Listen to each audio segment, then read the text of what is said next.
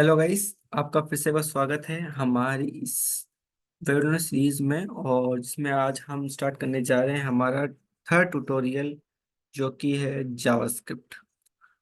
और आज का जो हमारा जो टॉपिक या सब्जेक्ट है वो है इंट्रोडक्शन टू जावास्क्रिप्ट। और इस पे लेके हम जो आज के इस पे हमने कुछ टॉपिक्स जो हम डिस्कस करेंगे। जो आज के तुम्हारे टॉपिक्स हैं वो है what is JavaScript, history of JavaScript and versions of JavaScript, and what can do JavaScript, and why JavaScript are unique, and framework and libraries of JavaScript। तो हम पहले स्टार्ट करते हैं what is JavaScript।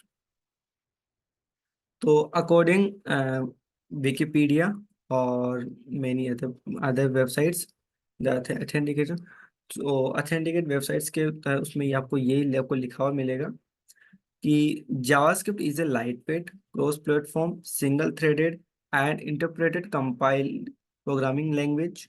It is also known as the scripting language for web pages. It is well known for the development of web pages, and many non-browser environment also use।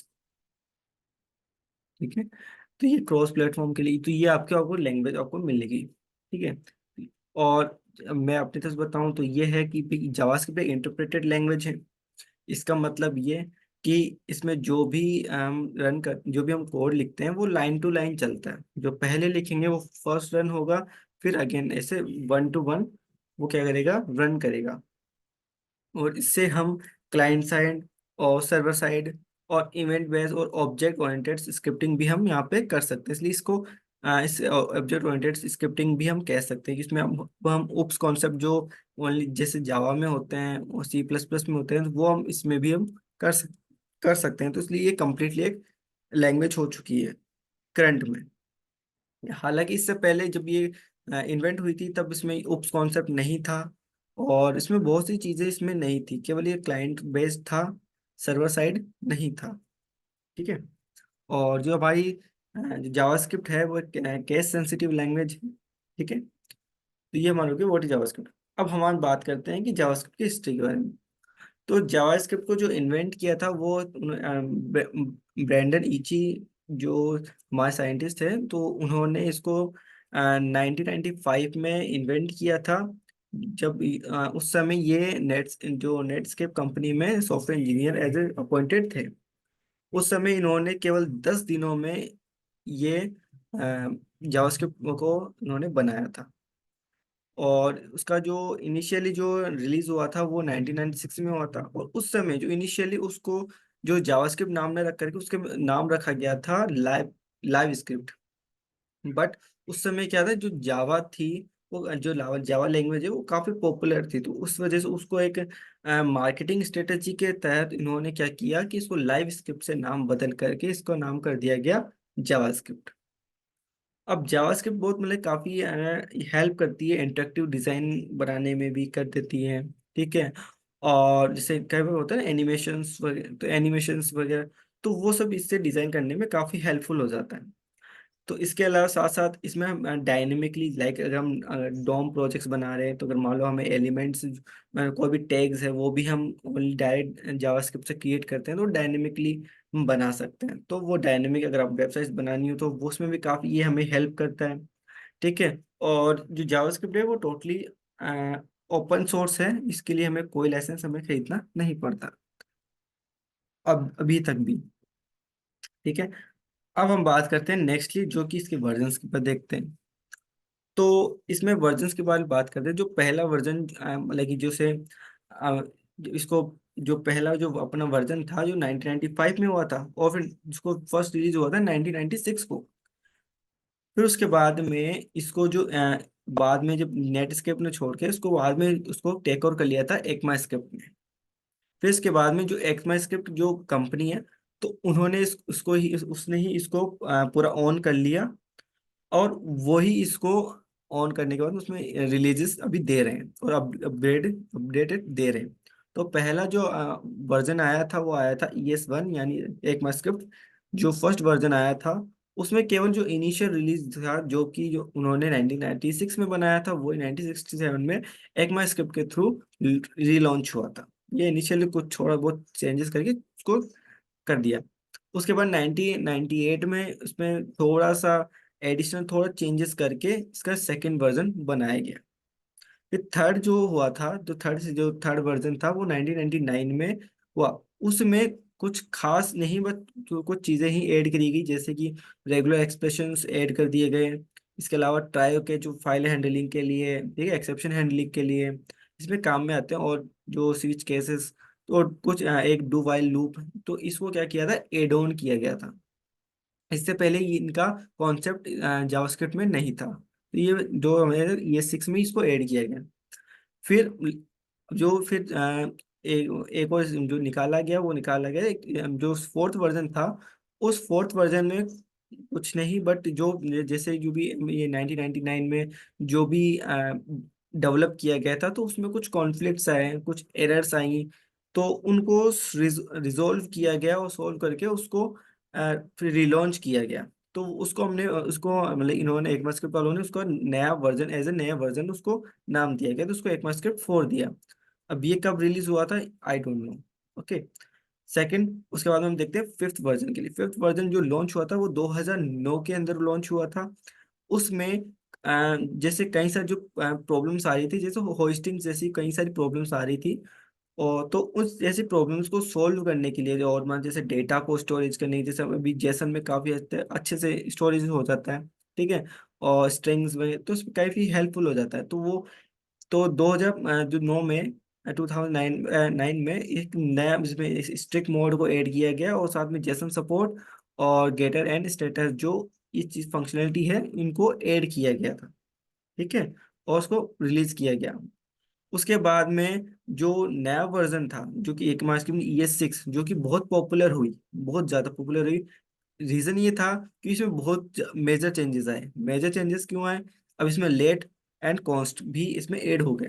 पहले केवल वर ही एक ऐसा मतलब कि अगर कोई वेरिएबल हमें define करना तो केवल हम वर यूज करते थे, लेकिन उसके बाद में दो और आ गए, जिसको कहते हैं let and var, sorry, let and constant. तो हम अगर हमें किसी अगर वेरिएबल को कांस्टेंट करना हो तो हम कांस्टेंट का यूज करने लगे, और अगर किसी को अगर हमें होस्टिंग नहीं करवानी और हमें किसी वेरिएबल बनाना है तो हम उसको लेट के लिए यूज करने लगे, ठीक है।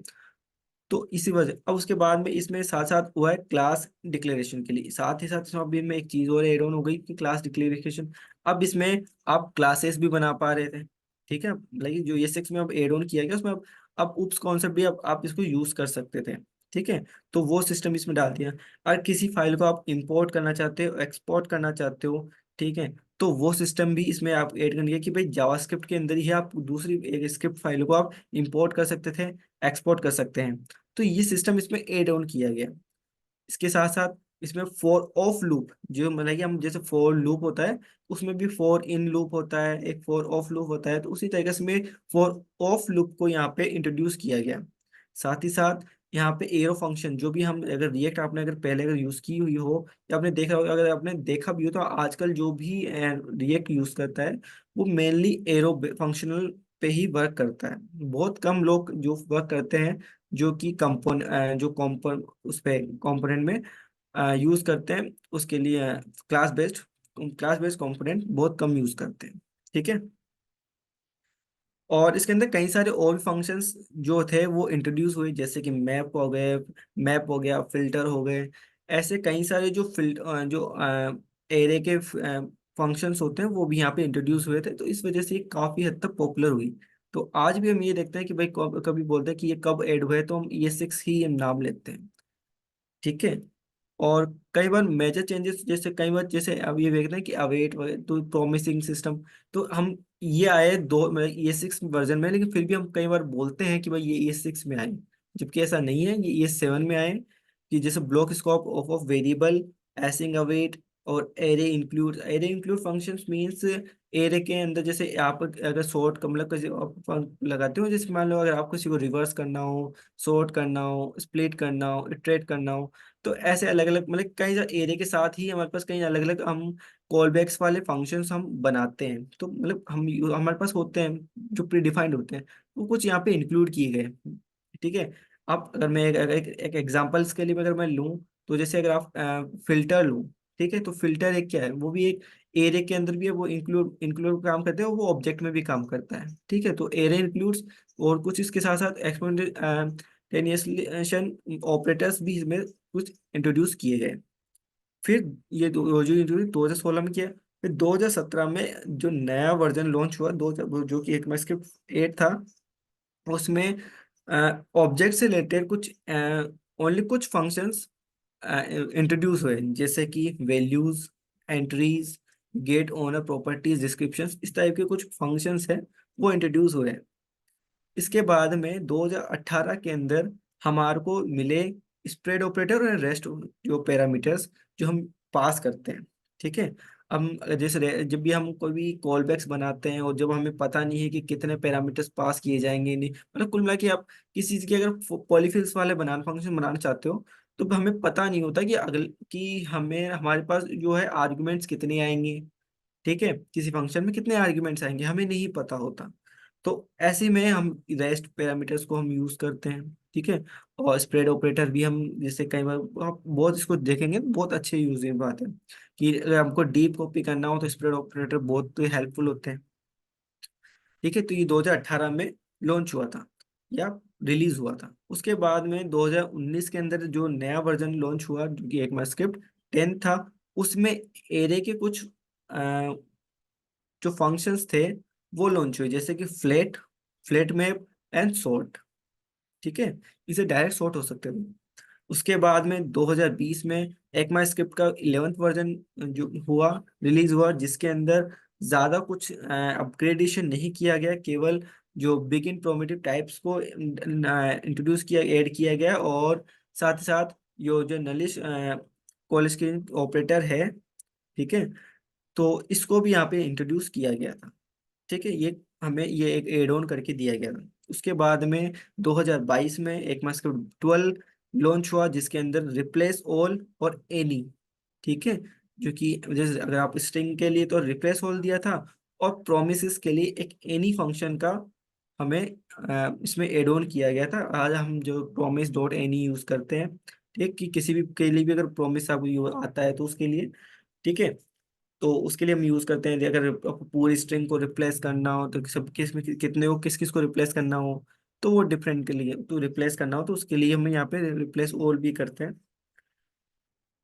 फिर हमारे पास जो वर्जन आया 2022 के अंदर, जो कि फिलहाल ही ज्यादा टाइम नहीं हुआ है अभी तो, लग 2 साल कह सकते हैं, कंप्लीट 2 साल भी नहीं हुए, ठीक है।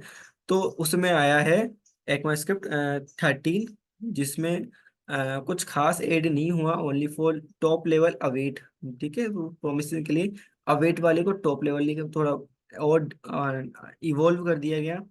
साथ साथ जो क्लास एलिमेंट्स बनाते हैं, जैसे न्यू क्लास एलिमेंट बनाते हैं, तो उसको थोड़ा इवॉल्व किया गया है। और स्टैटिक ब्लॉक इनसाइड क्लासेस वगैरह बनाना, तो उनमें थोड़ा बहुत चेंजेस किया गया है, ठीक है।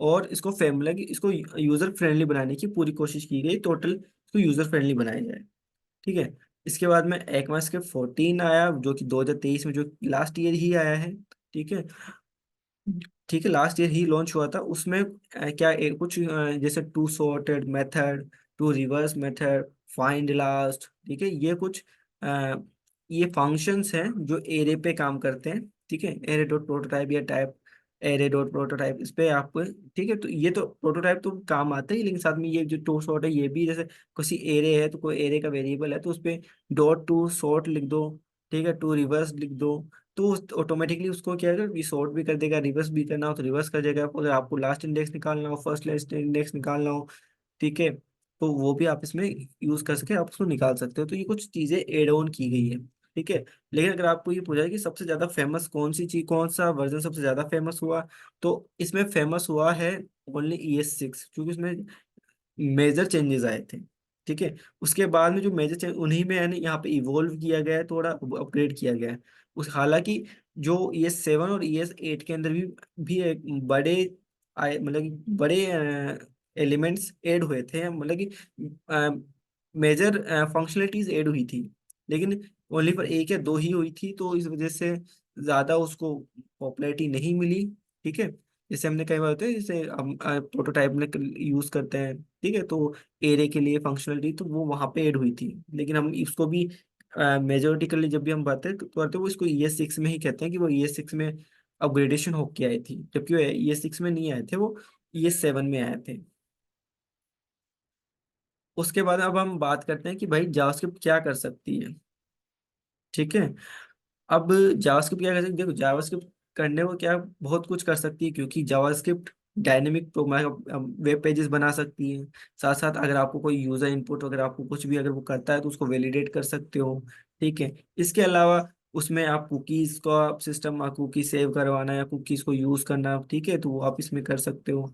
ठीक है, ये फुल्ली फीचर्ड प्रोग्रामिंग लैंग्वेज है, तो आप इसमें प्रोग्रामिंग लैंग्वेज जो आप प्रोग्राम अदर प्रोग्रामिंग लैंग्वेज से जो आप काम कर सकते हो वही सारे काम आप इससे भी कर सकते हो। ये एक यूजर फ्रेंडली प्रोग्रामिंग लैंग्वेज है। इससे आप चाहें तो मोबाइल एप्लीकेशंस भी बना सकते हो, डेस्कटॉप एप्लीकेशंस भी बना सकते हैं, और वेब एप्लीकेशंस भी आप इससे बना सकते हैं। तो ये है हमारे जावास्क्रिप्ट के कमाल। ठीक है, कि अब ये होता है कि भाई हमें जावास्क्रिप्ट से हम डेस्कटॉप ऐप कैसे बना सकते हैं। ठीक है, तो इसमें अभी इसमें एक आती है, एलिमेंट जेएस आती है। ठीक है, उसके थ्रू हम डेस्कटॉप ऐप बना सकते हैं। साथ साथ इसके अलावा हमारे पास एक रिएक्ट नेटिव जैसी लाइब्रेरी आती है, जिसके थ्रू हम मोबाइल एप्लीकेशंस हम बना सकते हैं, जो कि iOS के लिए भी वर्क करता है और एंड्रॉइड्स के लिए भी वर्क करता है, और वेब एप्लीकेशन तो हम बना ही पाते हैं। ठीक है, और ठीक है, इसके बाद में हम बात करते हैं कि ये यूनिक क्यों है। तो यूनिक में एक तो मैं आपको शुरुआत से बोलता आ रहा हूँ, क्योंकि ये यूनिक इसलिए क्योंकि ये यूजर फ्रेंडली है। ठीक है, बहुत ही ज्यादा यूजर फ्रेंडली है, तो एक तो पहले ये इसको यूनिक बनाती है, क्योंकि कोई भी लैंग्वेज इतनी यूजर फ्रेंडली नहीं होती है। ठीक है, उसमें स्ट्रक्चर, जो एक फिक्स स्ट्रक्चर होता है, उस स्ट्रक्चर को फॉलो करना ही पड़ता है इसमें। और जैसे क्लोजिंग वगैरह उस कई सारी चीजें होती है, उसको वहां पे करना पड़ता है। इसमें कई जगह कहीं हद तक उसको नेग्लेक्ट किया गया है, और ये टोटली यूजर फ्रेंडली इसको बनाया गया है। पहला तो इसको यूनिक यही बनाता है। दूसरा दूसरा ये है कि ये सभी ब्राउजर, जितने भी अभी तक ब्राउजर बने हैं, उसमें सभी में ये सपोर्ट करती है। ठीक है, अकॉर्डिंग टू माय नॉलेज। और अगर अभी कुछ नए अगर ब्राउजर बनते हैं तो उसका मैं नहीं कह सकता, क्योंकि मेजोरिटिकली जितने भी ब्राउजर्स हैं उन सभी ब्राउजर्स में जावास्क्रिप्ट वर्क करती है। ठीक है, उसके बाद में दूसरा, ये इसमें क्या होता है कि जैसे कॉम्प्लेक्स थिंग्स होती है वो सब इसको सिंप्लीफाई करने के लिए ये काम आती है, ये आराम से कर सकते हो। और इसको अगर आप डायरेक्टली, अगर मान लो अगर आप ओनली फॉर HTML CSS में इंटीग्रेशन करना चाहते हो तो वो भी आप, वो तो उसको इंटीग्रेशन करना भी बहुत ईजी है, और उसको यूज कर सकते हो। ठीक है, तो अब जावास्क्रिप्ट ये चीजें यूनिक बनाती है, क्योंकि आप इसको HTML CSS में यूनिक इंटीग्रेटेड करके आप आराम से वेब डेवलप कर सकते हो।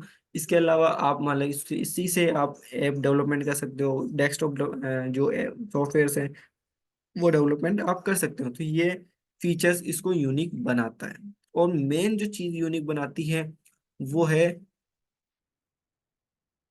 यूजर फ्रेंडली होना या डेवलपर फ्रेंडली होना। ठीक है, ये तो मेन चीज है कि जो यूजर फ्रेंडली बनाना, ये एक इसको बहुत ही यूनिक बनाता है। और दूसरा सबसे मेनली कि जो ये है कि भाई सभी ब्राउजर्स में सपोर्ट करता है, ये इसको एक सेकंड थिंग है कि जो इसको सबसे ज्यादा यूनिक बनाता है। ठीक है, इसके बाद में हम बात करते हैं थोड़े इसके जो इसमें जावास्क्रिप्ट में फ्रेमवर्क बने हुए हैं और लाइब्रेरीज हैं।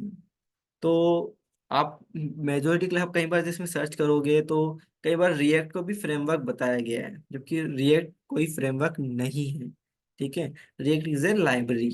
सो तो लाइब्रेरीज आप देख सकते हैं, एंगुलर जो जेएस है वो एक फ्रेमवर्क है, व्यू जेएस एक फ्रेमवर्क है, नोड जेएस एक फ्रेमवर्क है, मेंटोर जेएस एक फ्रेमवर्क है। आप नेक्स्ट जेएस को भी एक फ्रेम ये भी एक फ्रेमवर्क है।